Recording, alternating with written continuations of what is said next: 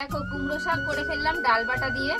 কি সুন্দর দেখতে হয়েছে, দেখো পুরো একদম পারফেক্ট বাঙালিয়ানা। ছোলার ডাল দিয়ে কুমড়ো শাক। এবার হবে কুমড়ো শাক ছোলার ডাল দিয়ে। ছোলার ডাল আমি বেটে নিয়েছি, আর কুমড়ো শাকটা একটু ডাঁটার শাক একটু ভাপিয়ে নিয়েছি হালকা করে।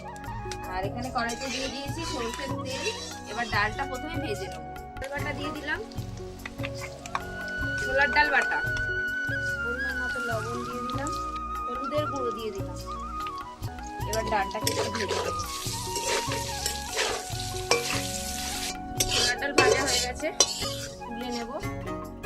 এবার শাক তরকারি করব, তার জন্য দিয়ে দিচ্ছি সরষের তেল, ফোড়ন, শুকনো লঙ্কা দিয়ে দিলাম, যেটা কাঁচা লঙ্কা।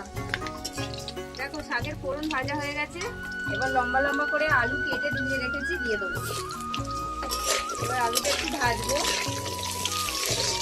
একটু ভাজা হয়ে গেছে, দিয়ে দেবো হলুদের গুঁড়ো, লবণ। এবার দিয়ে দেবো আদা বাটা। আদাটা একটু নাড়াচাড়া করে ভেজে নিলাম, দিয়ে দেবো ভাপিয়ে রাখা শাক, কুমড়ো শাক। পুরো খাঁটি বাঙালিয়ানা রেসিপি। দেখো তোমরা তো এবার শাকটা দেখো সিদ্ধ হয়ে গেছে, শাক আলু ডাল বাটাটা, এই ডালের যে ভাজাটা সেটা দিয়ে দেবো। আর এখানে দেখো পাট শাক ভাজা হচ্ছে। অল্প করে একটু স্বাদ মতো চিনি দিয়ে দিলাম। দেখো কি সুন্দর লাগছে। এই কুমড়ো শাক এই দেখো কুমড়ো শাক ডাল বাটা দিয়ে কুমড়ো শাক রেডি হয়ে গেল। নামিয়ে নিলাম, হয়ে গেল। ছোলার ডাল দিয়ে কুমড়ো শাক।